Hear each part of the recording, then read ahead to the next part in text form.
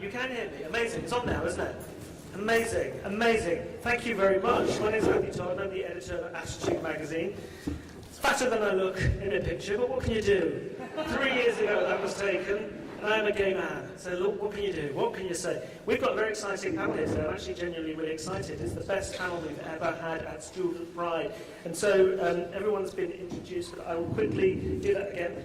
On the left, we have the amazing actress Sophie Ward, who starred in one of my favourite films, Young Sherlock Holmes and the Pyramid of Fear, and when her character died, it was the only time that Sherlock Holmes ever cried. It's true. Remember it. So thank you for coming, Sophie. The amazing Jane Hill, who is a BBC news presenter, always on the news, amazing, classy. The Daily Mail has a lip fatigue, so we love her even more for that. Yes, we do. James Wharton, who is a soldier, the first openly gay man to be on the cover of Soldier magazine, and the first gay man to have a civil partnership in the household cavalry in its 350 years history. See, I know about soldiery things.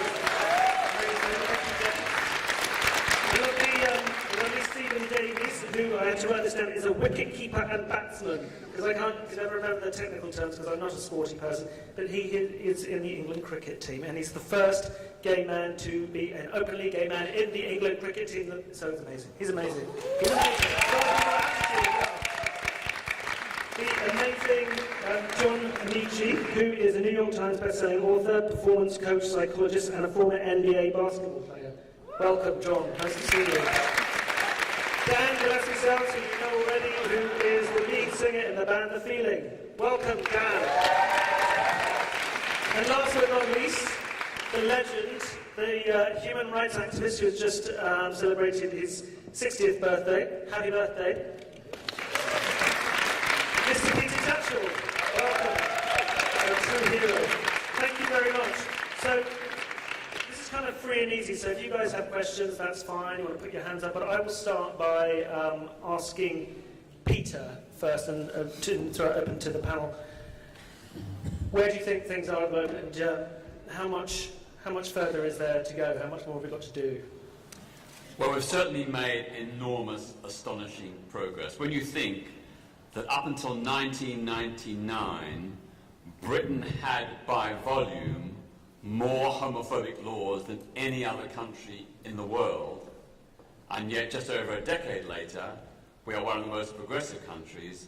That is a huge tribute to all of you and the many, many people, gay and straight, who fought for freedom in the last decade and so on. So give yourself a big applause.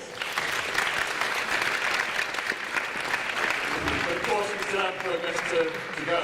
We still have to win not only the battle for same-sex civil marriage, but also the right of straight couples to have civil partnerships if they wish, and indeed also the right of religious organisations to conduct same-sex marriages if they wish. Plus there's issues around LGBT asylum, and of course the way in which the law is interpreted.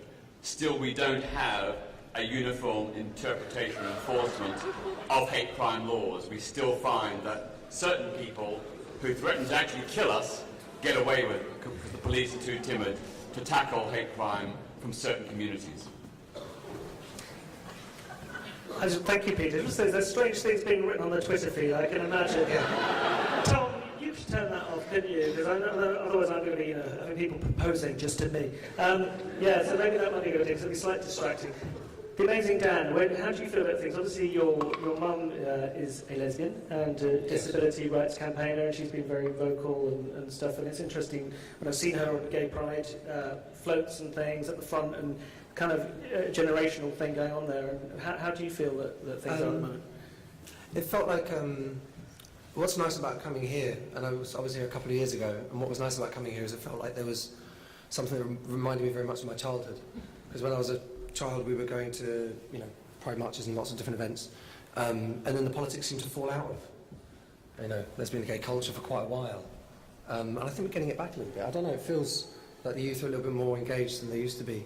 I certainly remember everything we went to was a political event, whether it was Pride, whether it was like Winter Pride. They had all these different events all the year round, and it felt very political. And then, like I say, for a few years, the whole thing seemed to turn a little bit kind of vapid and pointless, and it felt like everyone felt like the work had been done. But now I think maybe because of the internet, because we can see what's happening overseas, and we can see, the rise of some pretty awful things happening in lots of countries around the world, and also the bullying issues kind of come to light recently. We're starting to see what the effect of bullying in schools is having on young people. I think because of these issues, we're starting to be more politicised again, which I'm really welcoming. I think it's great.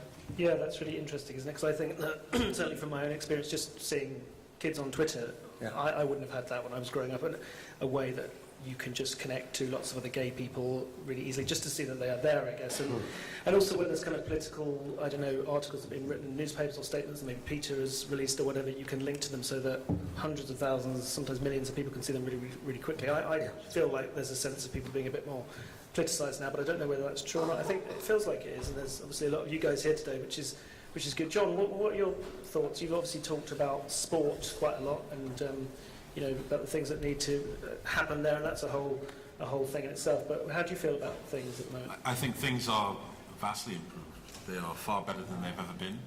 I think you still have to be vigilant because there are still areas of society where things aren't as improved. Sport, I'm not a huge sports fan. I don't really care. But, the last football game I watched was in 1976. But I'm constantly brought back to sport simply because of their capacity for saying absolutely monumentally moronic things. And they just seem to have immensely powerful people who are tone deaf.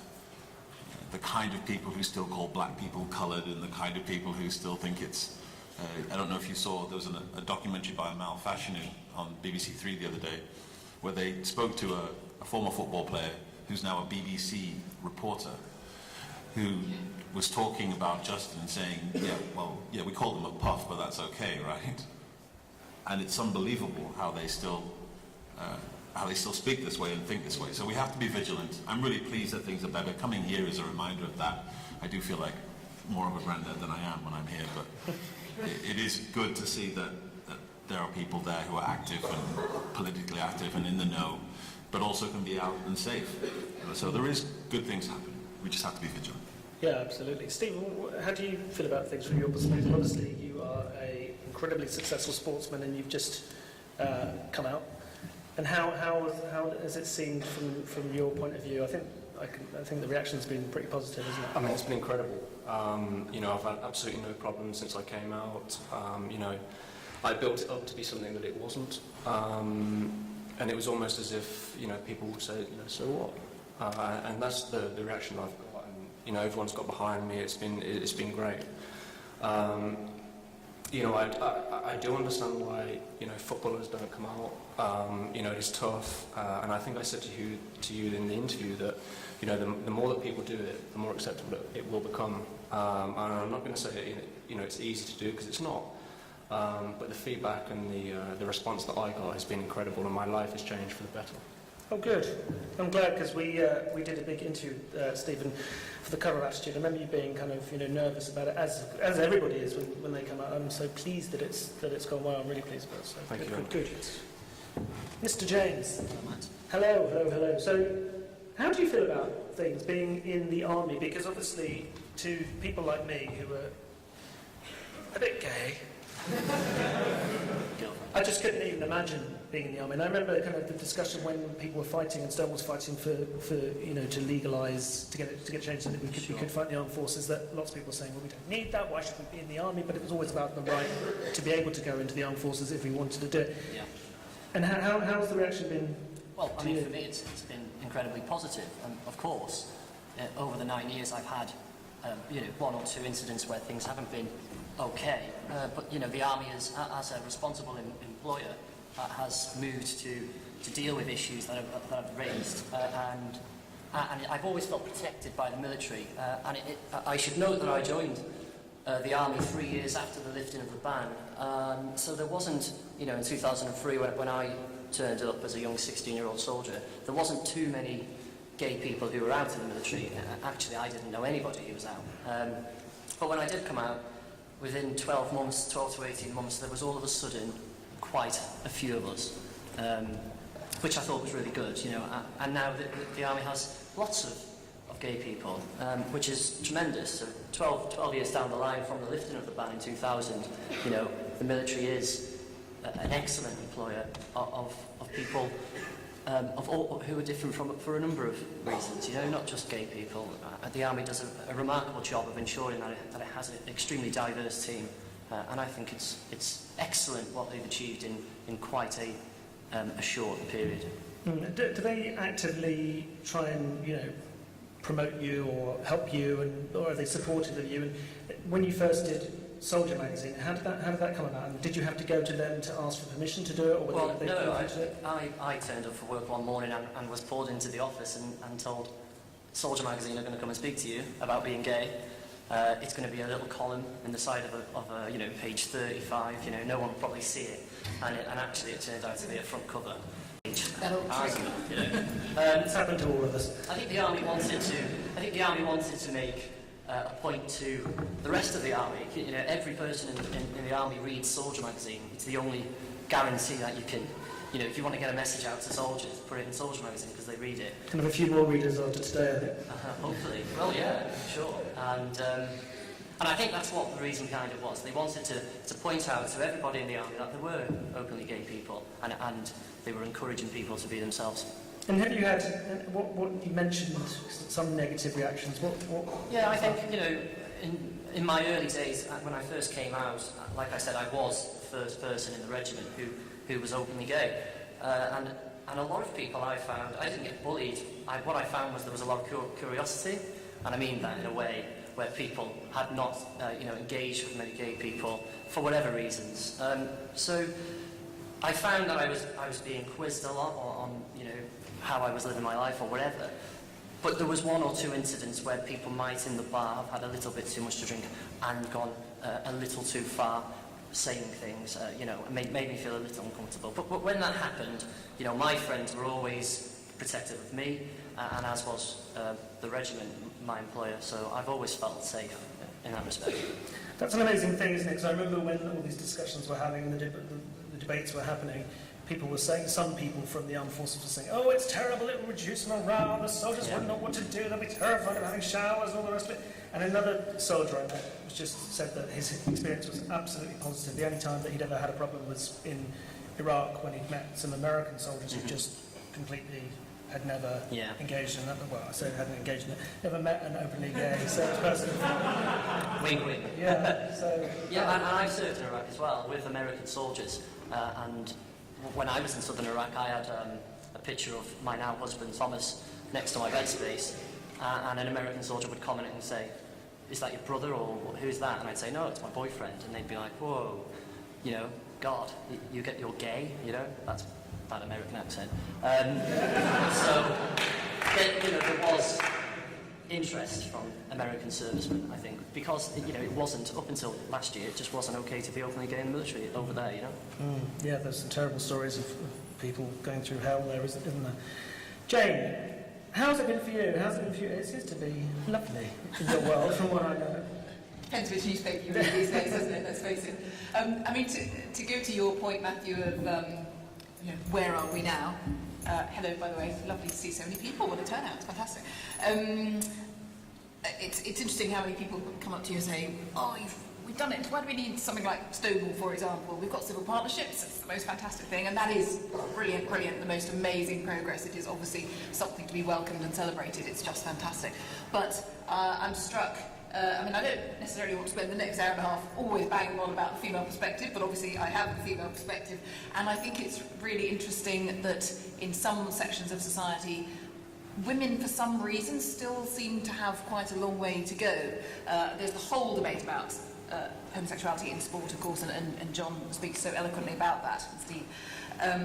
But for example, I'm thinking of the fact that I gave a small interview to a broadsheet newspaper a few weeks ago, which got me into trouble in some areas. But among one of the good things I did say that they did report accurately in this interview was I talked about women in the city of London, in the financial services sector, and I told an anecdotal story about someone I know, and I said, you know, what's going on in the city? I know of women who work in the city of London, big jobs, big money, gay women, and I know of someone, for example, who invented a boyfriend. Invented one because she just could not, for whatever, it just couldn't be out. It was deemed culturally unacceptable, didn't want to damage her career, all the things we know about. And this comment of mine went in the finished article. The newspaper interview came out at a weekend. By the Thursday of that week, this was just a few weeks ago, I had emails from the LGBT network at 3 major, big banks that you all would have heard of, not high street banks, I'm talking big sort of investment banks in the city of London, saying, oh my God, we saw your piece, that comment so resonated with us, what is going on? It's totally true at our bank. Now, obviously, I'm not going to name those 3 banks, and I noticed they're not any of the names that are at the front of the sponsors, quite interestingly. I looked at that list, I thought, oh no, you guys are all right, no, I didn't get emails from you, you're fine. Go figure, they're sponsoring this today. But seriously, in 2012, what is it that there are, and these emails, honestly, were genuinely talking about gay women within the bank. Now, I'm not saying necessarily everything is rosy for the gay men who are in the bank, but the point that these emails were making to me was that even within their LGBT networks, they used to get quite a decent male turnout, and they said, we just can't get women to come to these things. Women aren't open, and they all want, want me to go and have coffee with them and go talk and say, well, what can we do? I mean, crikey, it's very flattering that they think I have an answer, but the fact that you're still getting that in 2012, what's that about? I mean, really, why is that still the case?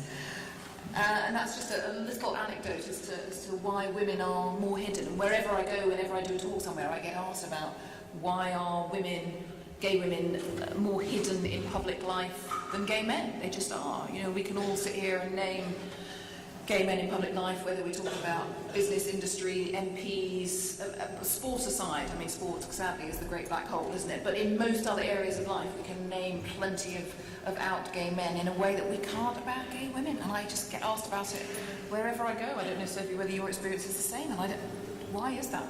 And maybe that's what we're all here to debate this afternoon. Well, that is an interesting question, isn't it? Because it's interesting that the entire panel have only got 2 gay women here with us. And actually, I know that Tom and the guys organising it did, approach lots of other people, but I found it really, really difficult. So that's something I think we should touch upon. Sophie. Yeah. How's it been for you in the acting world? Well, the acting world, as you probably know, there aren't a lot of out actors, or particularly women actors. But it's been okay. It's been all right. You just carry on and keep positive. Obviously, things have changed a lot since I came out in '96. Things have changed hugely, and I had, first of all, my partner and I had a blessing, which was totally non-legal, in 2000, and then last year we did it as a civil partnership, and I'm looking forward to doing it as a marriage when the Daily Mail won't be able to put quotation marks around our relationship.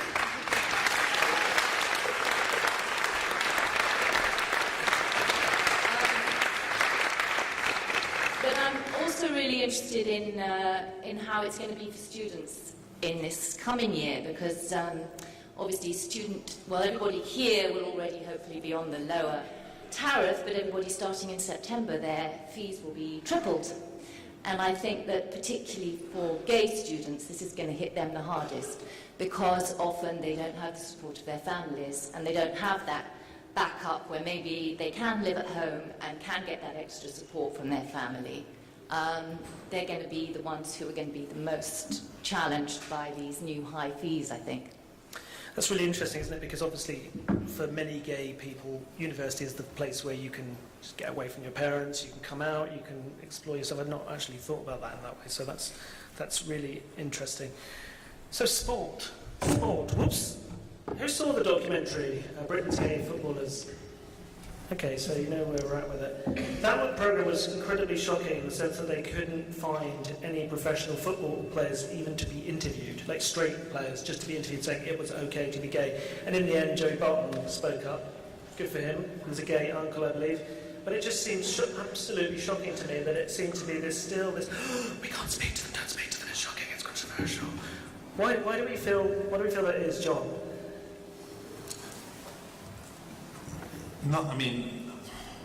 In fairness to everybody on the panel and the few exceptions, not all sports people are necessarily the sharpest knives in the drawer.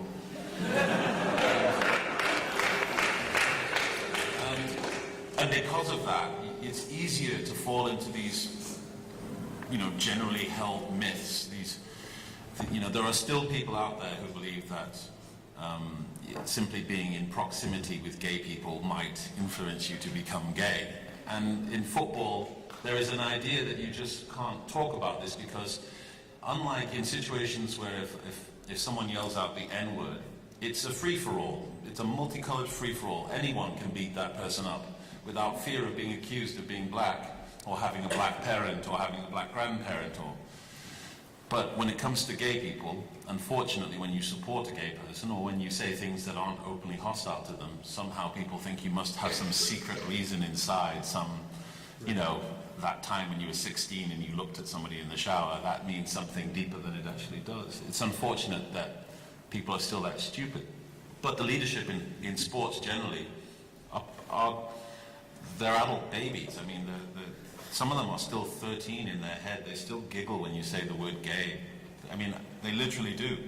They still think, they're the kind of people who think that the reason black people don't sink is because they have heavier bones, and the reason that Asian people don't play football is because they have the wrong number of fast-twitch muscle fibers. This is the level that we're talking about.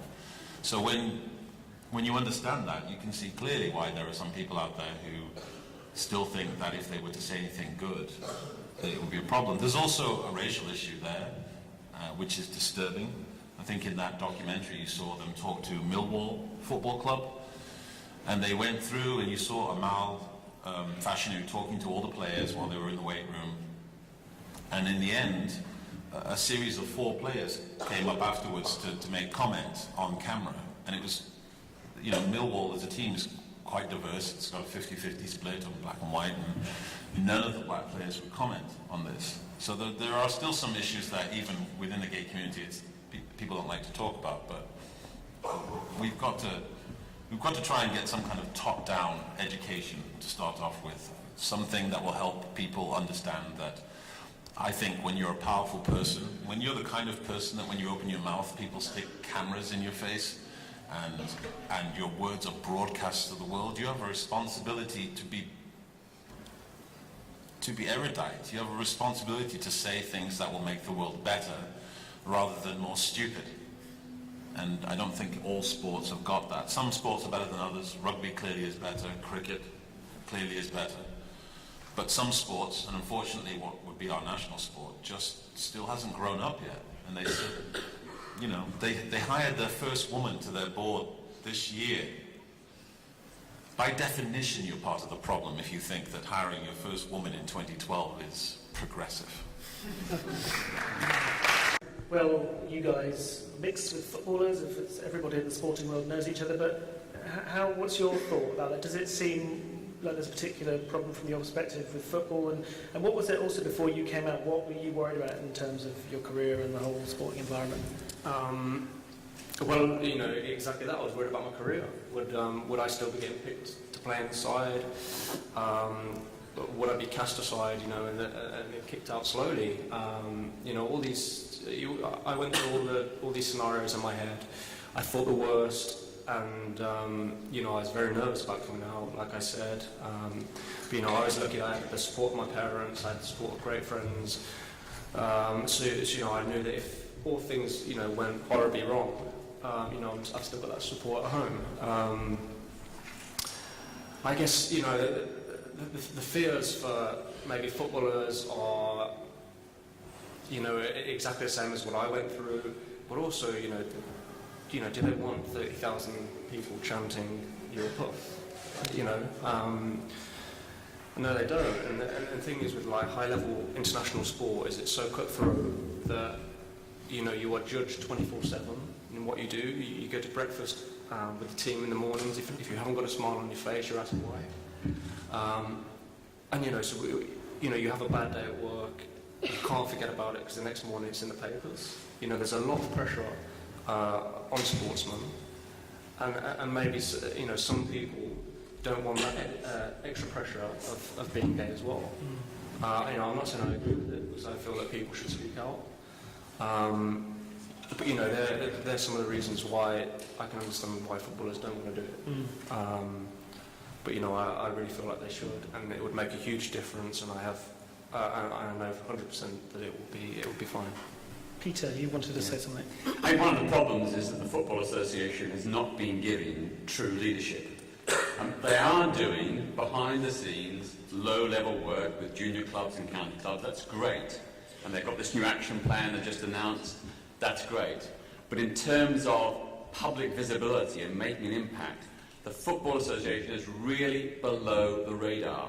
If they want to really make an impact and create the atmosphere where players feel comfortable about coming out and where fans feel that homophobia is not acceptable, they need to get the messages right from the top. And there are some very, very simple things the Football Association could be doing. It could be working with the clubs to ensure that anti-homophobia messages are on tickets, in match programmes, on billboards inside and outside grounds, and shown on the stadium screens at half-time.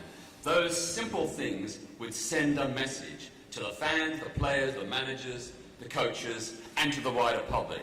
And until the Football Association does that, it's not making the impact that's necessary to change the consensus. Were you invited, John or Peter, were you invited to the summit, Football Against Racism and Homophobia that happened last week at Downing Street?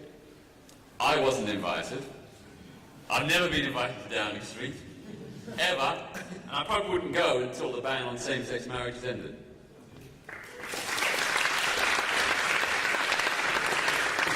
Were you invited, John? No. I mean, I cannot imagine. They hate me, and I understand why, but there's no way. We don't even talk, not even on Twitter.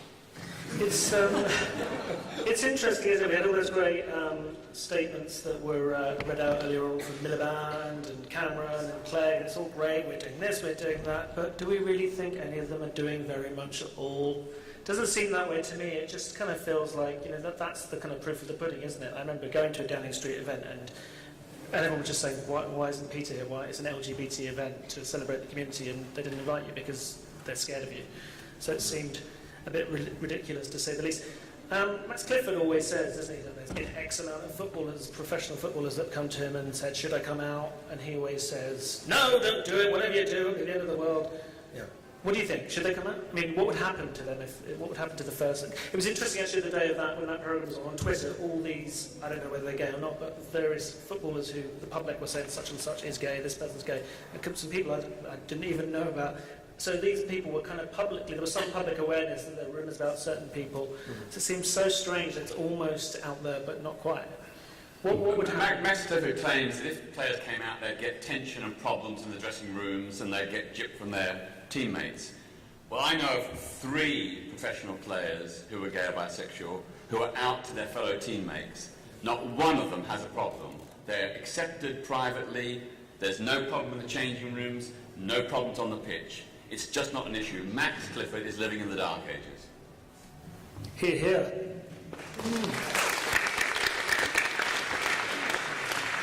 Rather contentiously, I thought, actually, so I would mention outing. Now, obviously, Whitney Houston just died very recently. Good. I've had my say. Can we change the subject so everybody else can have a say, and then we'll come back to Okay, we'll come back to that. We'll come back to outing. So, we touched on this earlier on slightly. Why do you think lesbians are underrepresented in culture generally? In public life generally? Well, yeah. You see, I'm asked this so often. I know I should have had my answer prepared for this one, because I do get asked so often.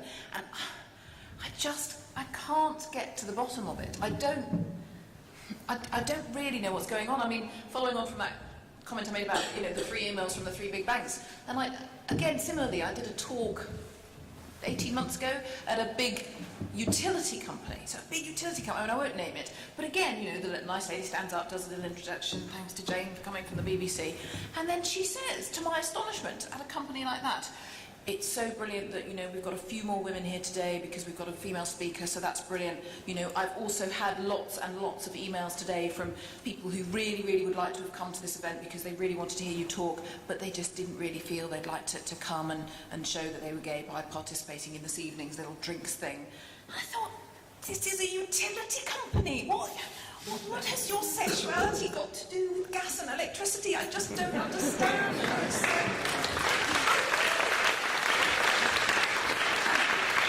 So I said to the lady at the end of the night, I said, what's that about? You know, how many emails did you get? And she said, I don't know. She said, we publicise as much as we can. We try to be inclusive.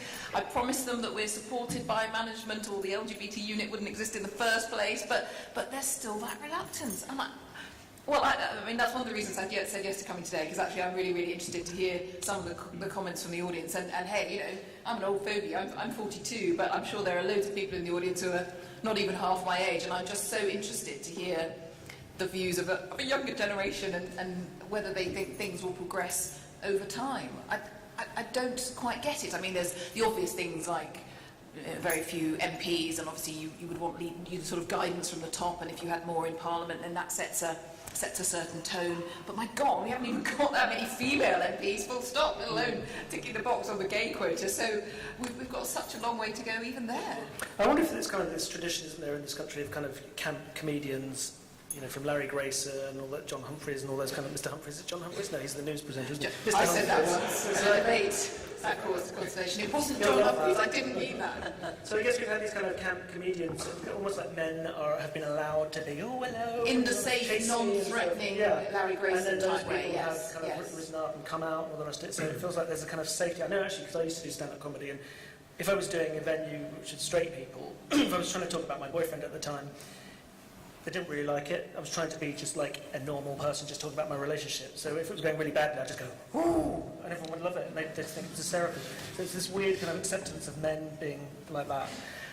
What are your thoughts, Sophie? Well, I mean, I'm interested about how you structured the today in terms of who you invited and how many women and how many men you invited. And I think until we're prepared to say, well, we'll have this panel discussion, but it will be this many women and this many men, then I don't think, you know, if we can't even do it, then I don't see how anybody else is going to do it. I mean, I think that's a totally fair point, actually. I mean, I'm not throwing it all back at student pride, because I know that, you know, these guys do it in their, you know, spare time, and they work really hard, and it's a huge effort. But yeah, I think that's probably something that should be done. But I do know there were some couple of famous lesbians that were invited, and they said, no, there's no lesbians on the house, I'm not coming. And so it was kind of quite difficult to get people to come along. Catch-22, isn't it? Yeah, it's a little bit difficult, but that is something we should change. Let's see if there's anyone in the audience who might have a question for anyone in the panel.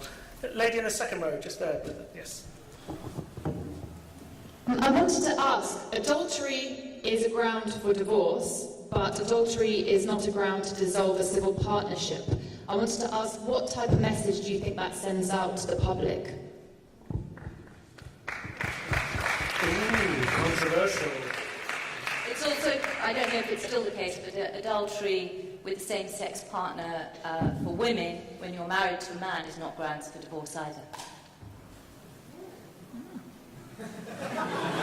Just thought I'd throw that out there. We're special. Does anyone have an opinion on that? It's a very controversial area, isn't it, about kind of gay people? I'd say I don't think there should be any specific legal grounds or not legal grounds for dissolution. It should be up to the partners involved and what constitutes, in the general sense, unreasonable behaviour. And that might include extramarital relations, or it might not. It will depend on the individuals concerned. Or not have unreasonable behaviour, just have a divorce.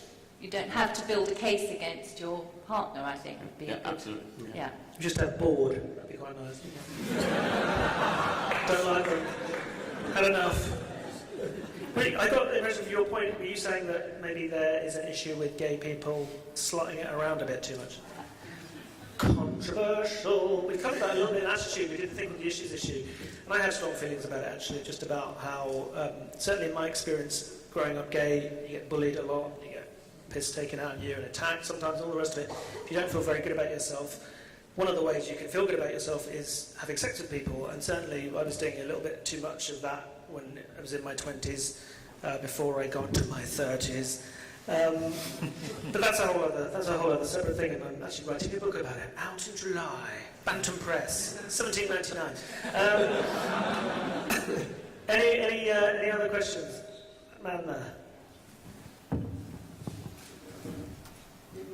It was more of a comment on the fact that people say that homosexuals are more promiscuous. Yet, being a student and living in halls, I know full well I am one of the least sexually active people in my halls, despite the fact that all of my heterosexual flatmates have partners. So is it more of the fact that it's not that we're more promiscuous, just because we're homosexual, the media concentrates more on the fact that we are having casual sex? Yes, that is exactly what it is. People still have, the media still is very, and it's hard to whitewash the media. You know, I work with the BBC too at times, so it's not just the media, but there is a popular idea out there that to be heterosexual means, you know, a compliant woman with a dominant man who has a job and works 9 to 5, and they have a house with a picket fence and children, 2.5 of them. And to be homosexual means that you are some kind of mixture between John Barrowman and somebody else chasing men through Clapham Common, randomly having sex with them. And it's very convenient that way. It's wonderful if you can highlight, you can pick any group and highlight the most extreme examples, and you know, whether we like it or not, these people exist within the gay community, just as there are crazy people existing in every minority. The difference is when you are defined by that tiny sliver, it reduces you, it sticks you in a box, and it means that every time somebody looks at you, they imagine you to be that. I know this full well because the fact is that we're all having a nice chat now, and you hear the way I talk, and that's still freaking you out a little bit because you're like, he's 6'9", he talks like that. But when it gets dark, and maybe I pass you on the street, some of you will cross the street because you're like, good Lord, massive black dude. So we all get defined by that little sliver of our particular minority, and it's usually the bit that scares the majority most. So we have to be wary of it within ourselves as well as externally. Dan, did you feel that growing up? Did you feel this kind of like there was this kind of opinion that if you were gay, you were meant to go out and sleep with everybody? Yeah, I wanted to.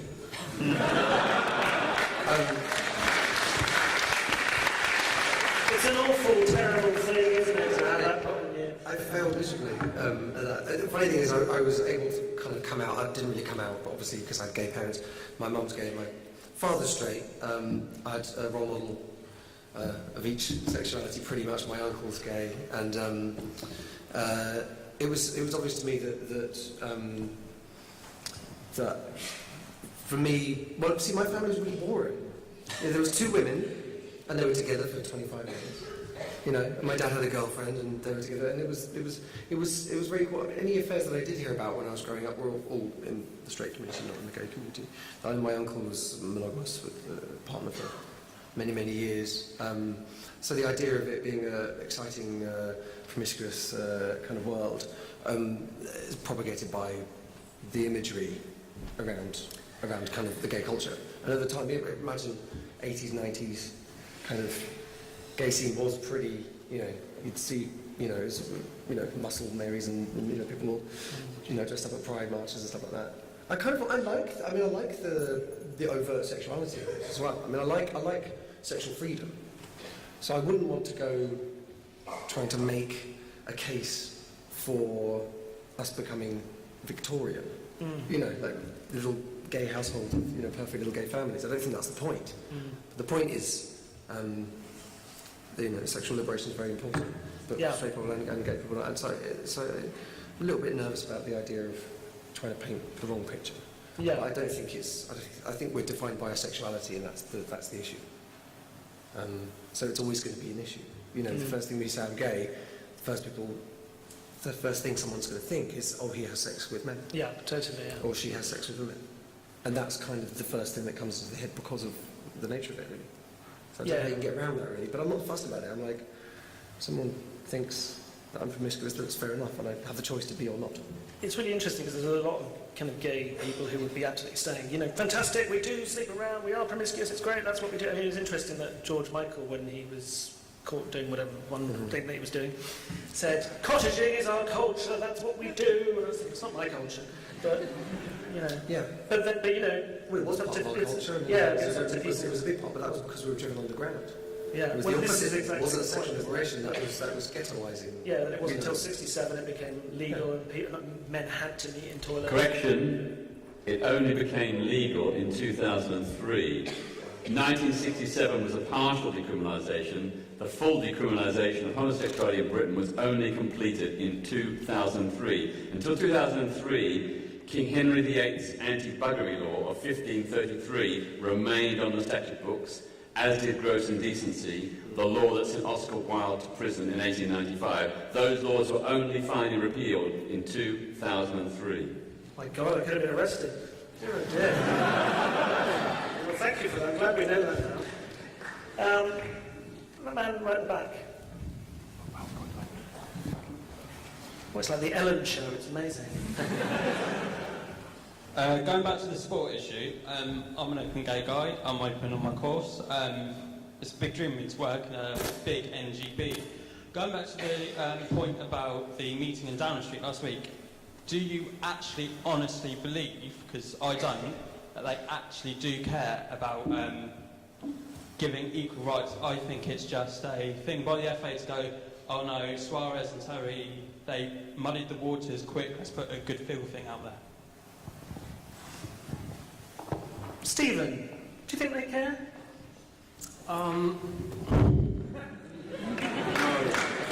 Careful, you might not get the advice. You know, I think they say the right things, and but are they actually doing anything? You know, there are meetings at Downing Street, which is great, and people get invited, it's amazing. But you know, my question to them was, are they actually doing anything? You know, saying the right things, but are they doing anything? Johnny, do you feel that they really are trying to change things or not? There are people who do want to change things. I always mention there's a woman called Sue Law who works at the FA who's remarkable. I mean, she's Sisyphus. She's pushing a stone up a hill that rolls down every day. She's not got enough power to really do the change that needs to be made.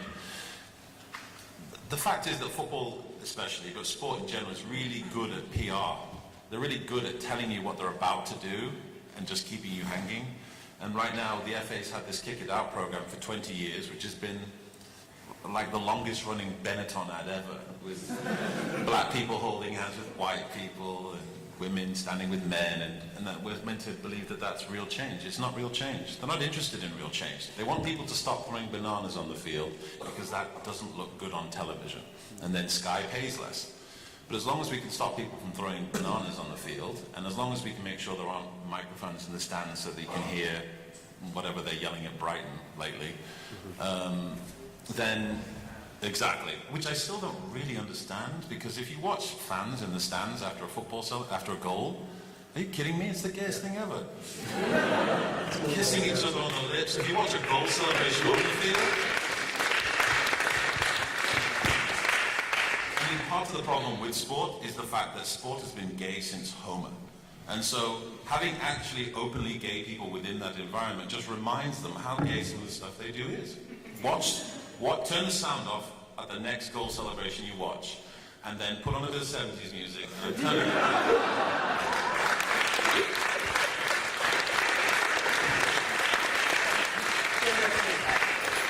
And also, just on that point about the FA, journalistically, going back to that BBC Three documentary, which I'm sure lots of us saw, as a journalist, you sort of think, right, I've got the quote from Sophie, the quote.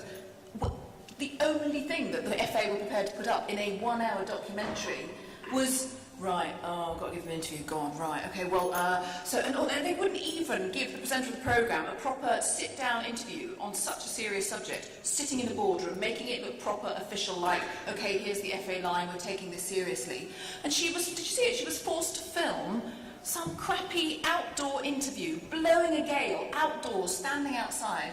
The FA, I mean, what I know about football in purely sporting terms, as anyone will tell you, you can write on the back of the stamp. But journalistically, watching that programme, I mean, can I say this, that the FA just put out, I know, we'll try and make it look like we're being quite good. We'll send a black female to do the interview because that'll, tick plenty of boxes. if they want to come to me and tell me that they were not being cynical, then brilliant, I'd love to hear that. But watching it, I thought, what are you doing? You can't even give a proper quote to a 1-hour BBC documentary about homophobia in football. Why can't you even give the woman a proper interview? And I didn't understand that, and I just thought, even as someone who knows nothing about football, I thought, does that not just make you look so terrible that you weren't prepared to even give a proper interview?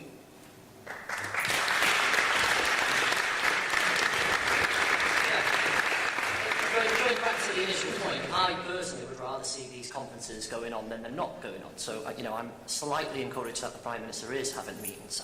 But, whether anything is coming out of that and is anything actually happening, I know is a different point. The gentleman also spoke about, 2 incidents that we've seen in the last 3 months on the pitch, where, John Terry and the racism incident, and also with Luis Suarez in Liverpool, and I'm a Liverpool fan. And I think Liverpool, and not just Liverpool, but every football team, they have great ownership and responsibility, because most youngsters in the UK identify themselves with a sport, and they follow a sport, and in most cases, most youngsters follow a particular football team. So therefore, if Liverpool, in this case, are sending out, and in my opinion as a Liverpool fan, the senior management, Kenny Dalglish, just failed fantastically with how he dealt with that situation. He was arrogant to the journalists when they were questioning him about, well, what are you going to do about this, And then there was reports and arrests that, Liverpool fans were selling T-shirts, which was actually, it had racist remarks on their T-shirts, and this was going on at Anfield, which, is a heritage point for football. And I think the football clubs have to be made more accountable for things that are going on their turfs, on their territories. I don't think it's acceptable that a manager of a large football club in this country can get away with being rude to the press when they're asking, well, what are you going to do about this? And he's just gone, I don't think he did anything wrong. Well, I just think that's just ridiculous. So the government, do need to do more, but I think the Football Association, and in particular these businesses, these football teams, which are making a fortune, need to be held more accountable for what's going on their pitches. You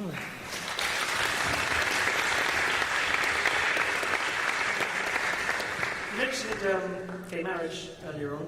Why is that important to you? And also, what do you make of the whole Lord Carey coalition, intervention, craziness, stop it, that kind of thing that's going on at the moment?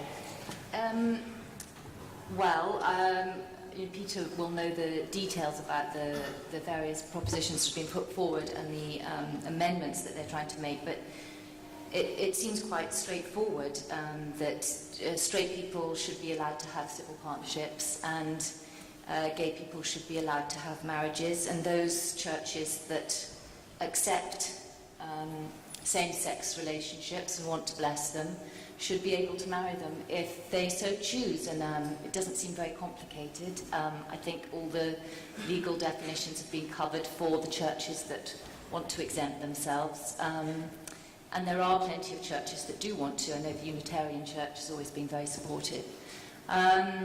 So it seems to me that that's something that people should be allowed to do, and not being allowed to do it is just homophobic to prevent people from doing it.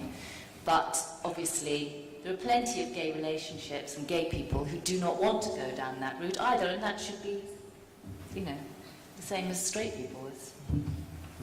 Peter, were you surprised at all by the kind of ferocity of Lord Carey's opposition that's just happened this week? Not at all. No. Oh, there he goes. Got it. Got the bastard. Everyone get married.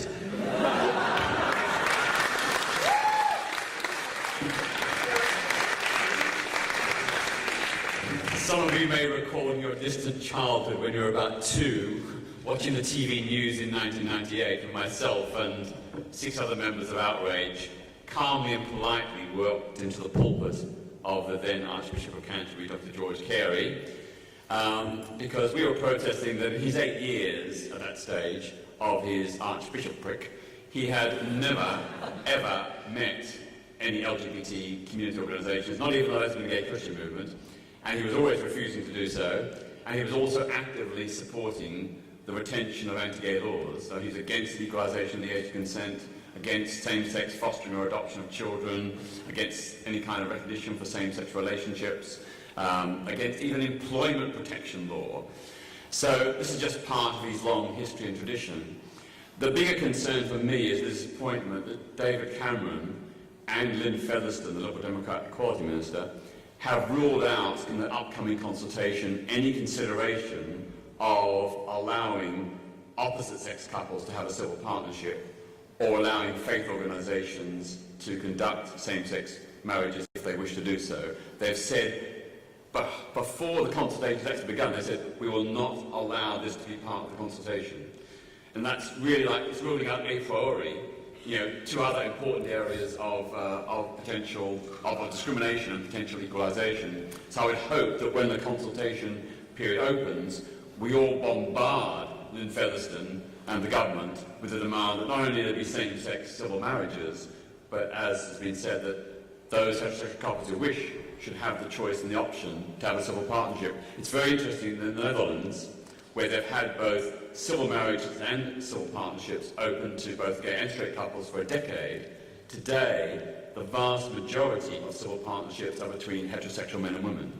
And that's because a lot of women in particular, and I share the view, a lot of women in particular dislike the patriarchal sexist history of marriage, and they think that civil partnerships are more egalitarian. They're not called husband and wife, they're called civil partners. There's a great egalitarianism. So I absolutely agree, we should keep civil partnerships for those who want them, whether gay or straight, but make sure that everything is open to everyone. Is Lord Kerry's a real threat? Do you think they could galvanise enough people to risk it not happening? Or? I think that there's certainly, there's been a threat by 100 Conservative MPs to vote against same-sex civil marriages. How serious that threat is and whether it's going to be enough to block it in the Commons is still uncertain. Possibly not, but it would make it a close-run thing. Certainly in the House of Lords, where Lord Kerry has a lot of personal influence, that's going to be a much bigger battle. And my concern is the government has delayed the consultation already by nearly a year, and it's going to be pushing it very close in terms of parliamentary timetable to get it through before the next election. So we need to really be on our toes, and we know that this new anti-gay coalition for marriage will mobilise tens, if not hundreds of thousands of Christian and other faith fundamentalists. We need to counter that by making sure that we all submit our responses and demand equality.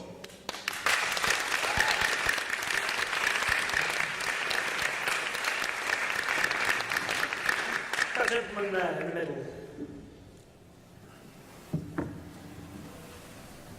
Hi, so we live in what is increasingly bemoaned as a secular society, but just before the disturbance was when you were talking, Peter, it was about someone saying that we're all going to burn in hell, and it was tweeted by a gay basher.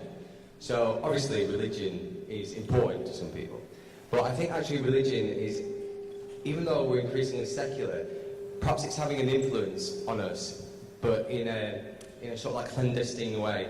Because obviously there's the issue with marriage, but there's also with the issue of where the money is coming from, particularly in football, increasingly from the Middle East. And I just wondered whether the panel has views on whether, even though we are secular, even though we choose to do what we want, how we feel that actual different religions are influencing our lifestyles as gay people. Jane, do you have a view on that? Is religion influencing our lifestyle? See, well, crikey. Personally, I don't feel it does. God, that's actually really, really hard to answer. Well, I guess it's quite tricky as a journalist because you have to be a little bit careful. But I mean, personally, I don't. I mean, I'm not a churchgoer, but equally, I have nothing against anyone who wants to go to church regularly. And I mean, I do notice that. I mean, I only have one friend who is a regular churchgoer, and we all know the stats on, well, these are stats for C of E attendance, I know specifically, but they're very small. It's 4%, I think, was the last official figures. I wish I had that in front of me, in terms of people who regularly go to church. So, I mean, that's tiny, isn't it? And I don't feel irreligious, but I don't feel like I operate in a religious world at all. That's not really answering your question, is it? Because personally, I just don't find it impacts me. I mean, I'm a godmother to 4 children, but I don't think of that in any religious sense at all. It's just a name that's sort of grown up historically, and in most of those cases, my friends have just given their children a little naming ceremony. It hasn't even been a formal church thing. And I just consider that a lovely thing, and my way of kind of helping influence 4 children as they grow up in the world. I don't think of it as a religious thing at all. Was anyone kind of, shaped to some extent about, their thoughts about their own burgeoning sexuality by religion? I mean, I think that's probably, I guess, a way that it really affects us all, even though I'm not religious and I'm not, I couldn't care less what anybody says, but there's still part of me that thinks, oh, go to hell. Oh, someone says this. Oh, I'm evil. You hear on the radio some debate about some gay thing, and these crazy people phone up and say these terrible things, and I often just think, oh God, there might be some kids listening to this, isn't this? It's a horrible thing to still be immersed in. If you grew up in a religious household, it's definitely an added factor still, and I went out with someone for a while who had been brought up in a full-on C of E upbringing and was a churchgoer even when we were going out, and she had definitely struggled big time in her 20s. So I did see that at first hand, that conflict between your religious upbringing telling you it's wrong, and it took her donkey's years to reconcile being gay with that, for sure, and that's a huge problem for anyone. Has anyone else got any thoughts on that? Well, there is the issue of, on the violence. And I was at an event a couple of days ago for an organisation who had, there was a lad who was, parents realised he was gay, sent him, they took him on holiday to Nigeria and came back without him, left him in a church, and he basically kidnapped, and he had to be brought back, and there was a whole team of lawyers who were paid for by this organisation in order to kind of get him back to his home. And there is a rise in honour violence as well in certain communities, which I think is an issue that we need to keep an eye on as well, because young people are really being affected by that. I'm an atheist, a fairly radical one, and not surprising probably. And I think that we have to face the fact that we are steeped in religion, not just Christianity, but in Britain and in America, which influences us also greatly.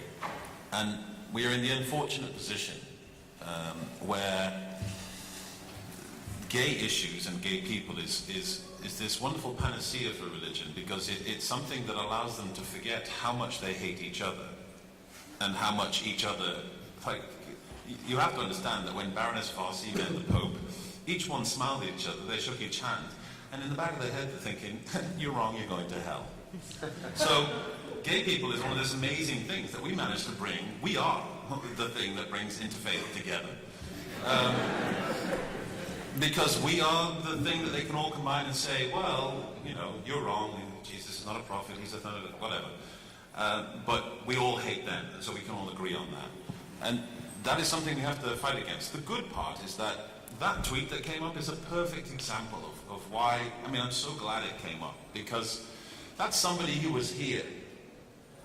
He was here. She was here. And she or he saw that option to tweet.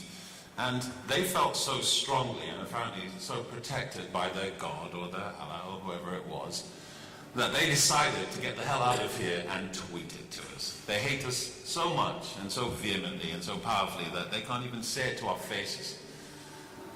These types of people, they are the ultimate cowards, the ultimate bully, because they have God at their back saying, yeah, you're right.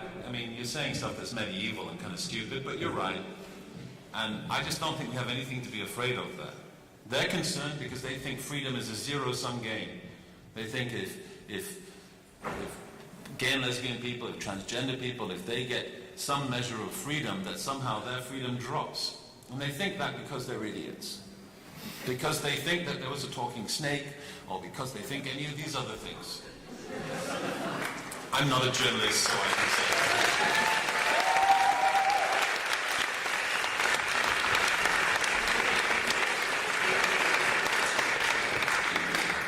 I think it's undoubtedly true that organised religion is the single greatest threat to women's rights and LGBT rights worldwide. Organised religion. There are many individuals within the faith who stand for gender and sexual orientation equality, like Archbishop Tutu, but the organised faiths tend to be the ones that are absolutely leading the fight to deny women and LGBT people true equality and human rights. But I just want to finish with two positive stories. This week I was invited to one of the leading mosques in this country to meet with their senior officials, where they were privately grappling with the need to address issues of homophobia within the Muslim community, and were absolutely personally committed to do something. They said they would never endorse homosexuality because it was against their faith, but they're adamantly against discrimination and prejudice and any kind of hate crime against the LGBT community. And they were talking to me about strategies of how they might do that. So even within a faith which many people see as irreconcilably homophobic, there are people who are seeking change and who do realise the inconsistency of attacking our community when they themselves are under attack. And just cast your minds back to the Muslim Council of Britain in the 1990s, and even until just 2 or 3 years ago, the Muslim Council of Britain worked with the fundamentalists of the Christian Institute to oppose every single gay law reform. And when you read their statements, the vile, hateful language they used was indiscernible from that of the BNP or any other extreme far-right organisation. But through a process of backdoor dialogue, eventually the Muslim Council of Britain was persuaded that yes, they may not personally be able to endorse homosexuality, they may see it as a sin, but that does not oblige them to support legal discrimination. And you will know that in 2007-2008, when the Goods and Services Equality Protection was going through Parliament to protect our community against discrimination in the provision of goods and services, the Muslim Council of Britain for the first time issued a statement saying they would not be participating in the protests against the equality laws, that they as an organisation did not wish to be associated with any form of discrimination. So it's just a very good example of how change is possible. It's happening, not as fast as we would like, but there are some good people in all faiths who are with us and trying to find a way to support us.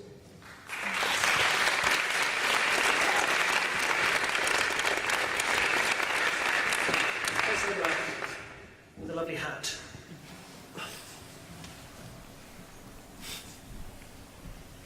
Hi, I was just wondering why you didn't have a trans representative on your panel today.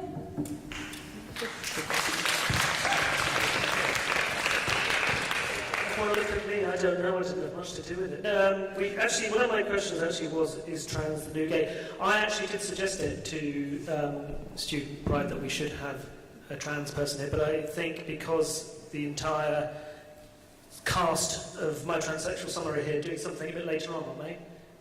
That's right, isn't it? Yeah, I've seen them here, they're here, but they're here, yeah, maybe they should have been on this panel for sure.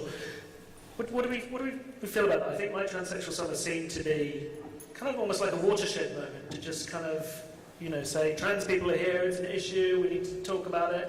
It seemed like a great thing. Did you guys see that? Did you see the show? Yeah, absolutely. I thought it was fantastic. And Thomas and I watched it every week. It's brilliant, it brought something to the forefront of everyday life, and even in work, in the army. I work in a fully male environment. We're a silly regiment that doesn't have women in our regiment, but everybody in work was talking about the impact of watching the programme the night before, and they weren't. You might expect them to be talking, in a negative way on the issue, but they weren't at all. They were very compassionate with the individuals on the programme, as was I. And it was such a brilliant programme, and I really, I'd congratulate the makers. It was fabulous. Yeah, I think, I remember when they started talking about it, I think some people were a bit kind of nervous about the title, thinking it might be a bit exploitative, but I thought it was brilliant. And actually I saw on Twitter, every time it was on, I was in tears listening to so-and-so's story. It was kind of amazing. Did you follow it? I actually met Fox, who's one of the people in the programme who I bumped into outside on my way in fact, because we were having a bit of a debate at the BBC earlier in the week about representation. And it was funny because I said, reason I didn't watch it, and of course now I'm going to have to go back and watch it, the reason I didn't is because I thought all the trailers and the ads for it made it look like quite a, well, in fact, a very cheesy, exploitative programme. I thought, I can't sully myself watching this exploitative thing. And of course now I've been put right, and everyone's been telling me how fantastic it was, and I should have watched it, so I'll have to go back and watch it. And it's funny how the simple issue of a few trailers make up your mind for you, and so I didn't. But the feeling I got from Fox and from other people that I've spoken to in the trans community is that actually broadly it was a good thing, because it's just puts the issue out there and makes people talk about it for the first time. And one of the debates we have endlessly in the media generally, and certainly within the BBC, is how you continue representation, and that applies to LGB issues as well.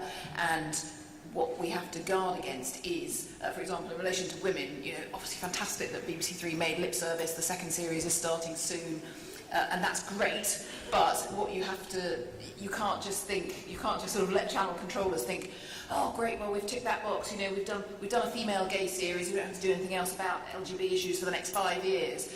You've got to see it as a continual process, and what we all want is just representation everywhere. You want normalisation everywhere, and that's the challenge that I think broadcasters have not yet stepped up to. Any broadcasters, there's still a long way to go.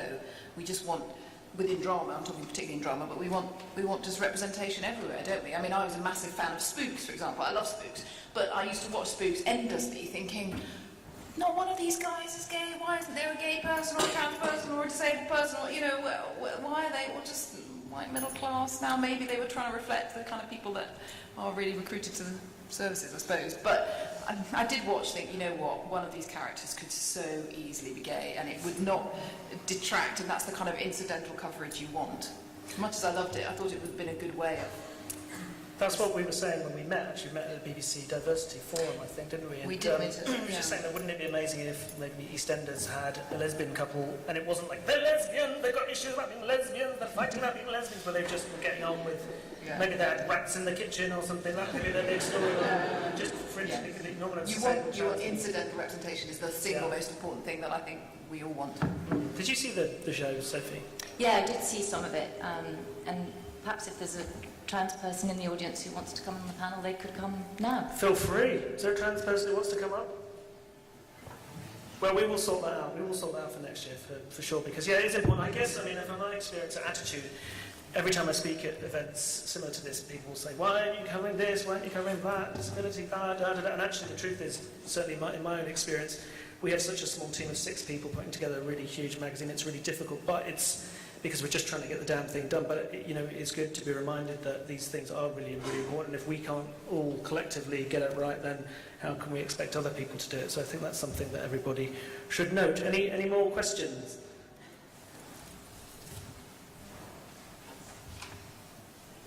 This is more directed toward James.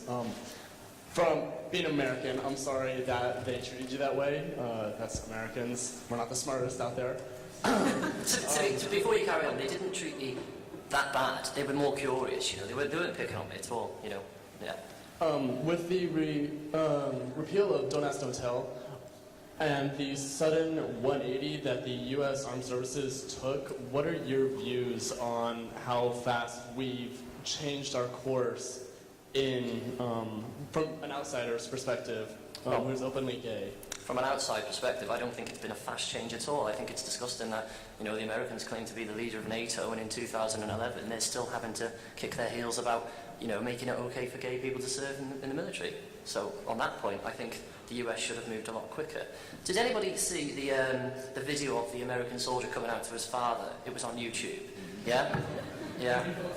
Yeah, he's become my hero. I mean, and I think that goes to show in that particular incident, and also when I served in Iraq in 2007, I knew American soldiers who were there with me at the same time who were gay, but they couldn't say that they were gay. And I think that video showed excellently that, you know, that young chap had been waiting, and you could see on the watch, he was waiting for midnight to make the video of him phoning his dad saying I'm gay, because if he'd done it at 5 to midnight, it wasn't okay. He did it at midnight when he could. And I think that shows just how, you know, important it was. People had been waiting for this moment for such a long time, you know. I think, to be honest, the Americans should have done it a long time ago. need to wrap up quite soon. Can I just quickly ask you, just a show of hands, who was bullied at school for being LGBT? Oh, that's interesting, because I don't know if you've seen the current issue of Attitude where we've done a big feature on bullying. It's getting a really big reaction, and we're hoping to get some political kind of currency out of it. What do we think we should be doing about bullying in schools? Because it is such a difficult problem. It's still kind of, this huge epidemic of, kids with low self-esteem, not feeling they can go to teachers, sometimes it's teachers themselves being homophobic. Peter, what are your thoughts on that? I don't think homophobic bullying should be seen in isolation from other forms of bullying.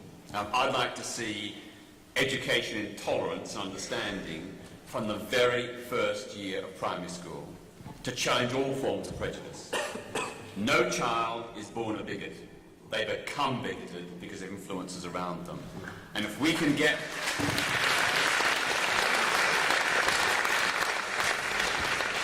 If we can teach young people from an early age why racism, sexism, homophobia, transphobia, disableism, we can teach young people why these things are wrong and why they should accept difference, and we do that from an early age, they will become inured to later influences which incline them. And the research from other countries where this has been tried shows that it does work. So any government that's really serious about creating an inclusive, equal society ought to be saying that education, tolerance and understanding starts from the first year of primary school, no option for parental opt-outs, no exemptions for independent or free schools or faith schools. Every school must teach tolerance and understanding across the board so that all people grow up to have an understanding of people different from themselves and accept that difference.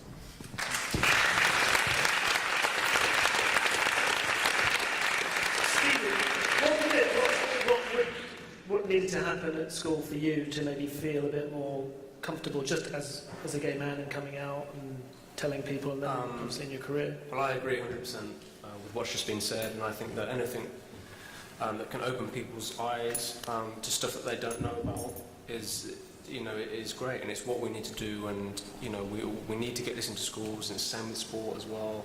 The FA can take this on board and educate the players, and I feel that is all we can do. Thank you. Anybody else got any? Have you guys bullied at school? Or? I've just been to schools last year. I taught schools for Stonewall to talk about being openly gay and sort of taking the fight to the playgrounds where homophobia occurs. And worryingly, I have to say, and it's not just a handful, I was alarmed by the number of teachers who just don't really have the appetite to take on the problem. They don't see it a problem if a child is using the word gay to describe something, or somebody's trainers, for instance, and I found that teachers were reluctant to tackle the problem of homophobic language directly. And of course there are teachers who go to school every day and fight endlessly protecting, LGBT rights and even LGBT soldiers. But for me, I was alarmed by the sort of lack of appetite in some schools for teachers to sort of get a grip with the problem. And I think that should be addressed more. Yeah, I mean, I think there was a teacher in Brighton actually just struck off very recently for not just being homophobic, but saying some really explicitly homophobic things and some racist things. So there is a problem with some teachers, as we said. Let's take a couple more questions. This person just over here has been waving their hand for quite a while. Not quite waving. I'm a primary school teacher actually in Brighton. And there are lots of schools that are doing some really fantastic stuff in the curriculum, from reception age, like picture books being used that don't just have a mother and a father, but two mums and two dads, which is great. But it's not universal, it's not across the local authority. And I think it's really important that schools aren't allowed, and I think Michael gave his point recently about schools being able to set their own curriculum and the Equality Act not covering the curriculum. And that's something that we should all be fighting against, because especially with these special interest groups that are setting up free schools, if they're allowed to dictate curriculum, especially around sexual education policy, that could be really, really dangerous for young people, because as adults we have a voice, but especially primary age children, they don't have a voice. And it's really important that we are there to guarantee that school for them is a safe and secure place. So I guess for me, That's my point, actually. But yeah, I think it's really important, just as I say, working with very, very young children. We, in primary schools, we have to legally report to the LEA if there are instances of racism. But when it comes to homophobic bullying, it's quite often ignored. Thank you for that. My point was just that I had high school for about, well, obviously for 5 years, but I was the only out gay person in my school at one point. So I was going around every teacher that I could, asking them to do a section on homophobic abuse. And over my 5 years, I had half an hour to be told that it was wrong. We had one section in an RE lesson where they told us what the Bible's view on it was.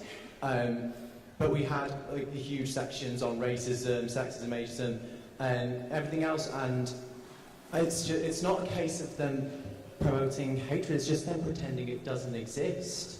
Like, it's not a problem at all. So that was just my point. I was just wondering what your views on not just the promoting hatred, but the just general ignorance of it all, what your views on that were. Well, I think it's true what Peter said, isn't it? You just need to be in there educating kids from day one. I also think they're terrified of the idea that children can be gay. Yeah. And that makes it really difficult, especially with teachers trying to deal with the idea of, children having a kind of sexual orientation, which kind of jars with them, and they're terrified of the whole subject. But essentially, these schools are institutions, same as in sport, same as in the military. They're big institutions, and the people that are powerful in the institutions are the people that are going to set the tone. It's the people with the power. So it is the teachers. They need to work. They need to create the correct environment for people to be tolerated. I think the media is kind of hysterical as well, because we know obviously the Daily Mail and Melanie Phillips, God bless her, will become absolutely ferocious with any talk of kind of kids, being taught that they should respect difference in people. It's interesting that just from my perspective, I kind of was the last person to scream homophobia at people, but for instance, this current issue that we've got this really amazing feature that we're trying to push out to the media. We're trying to get the Guardian to run something on it, trying to get the Independent to run something on it, and for one reason or another, they just won't cover it. And I do think there's a real problem in the media, not necessarily of homophobia in terms of hatred, but just kind of ignorance, being a little bit nervous about it, just thinking, we can't do that because it's gay and it's separate, when actually, of course, straight people will read these articles as well.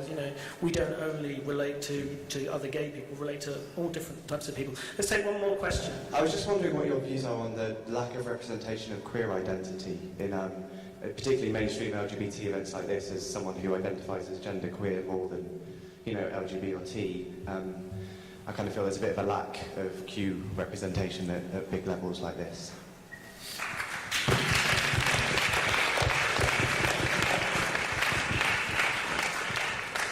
Does anyone have... Peter, you kind of... I remember when I was growing up, it was a lot of queer this, queer that, and actually from my own perspective, as I said to you recently when I think this is very common for a lot of gay people, anyone who's kind of standing up and, defending us, we go, oh, I don't like you, be quiet. And that kind of frightened me a little bit, but then obviously I've grown to love you and respect you in the way that I feel I should. But what are your thoughts about that word? Well, I think, people will define themselves in different ways, and whatever people feel comfortable with, we ought to accept, If people call themselves LGBT or lesbian or bisexual or curious or queer, intersex, all those identities are valid. And it's about respecting the individual and their autonomy. In terms of the idea of the radical notion of queer, I think it was an attempt to get away from the cosy gay image that we're all just like straight people, that we are just like them. Well, at one level, of course, we are. But I think that kind of philosophy also has an element of self-deprecation or a lack of recognition of the distinctive, valuable insights that LGBT people have brought to the table. To me, liberation is not just about equality. It's important, but equality to me is not good enough. We have to also question aspects of mainstream society which also diminish the rights and freedoms of straight people. And we have to create a new agenda, I think, what you said about sexual freedom and choice. for everyone, LGBTQI, C, and straight.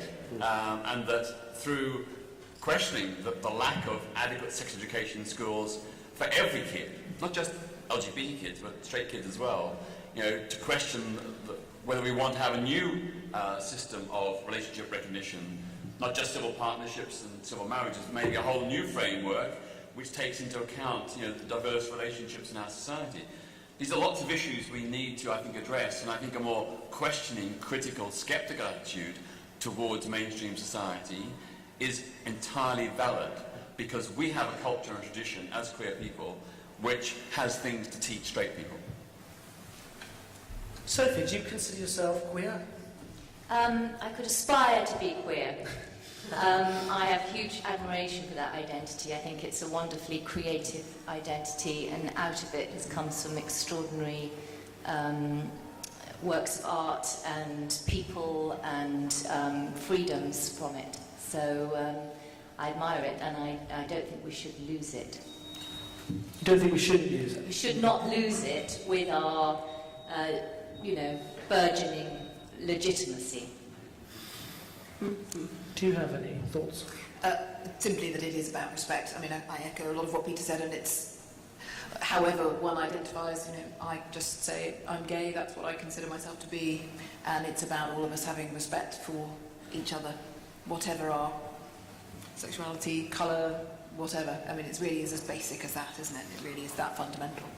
On that note, I want to say thank you very much to an amazing panel of people who I genuinely respect and love and admire in many different ways. So thank you to Sophie Ward, to Jane Hill, Wharton, Stephen Davies, Amaechi, and Gillespie, and Peter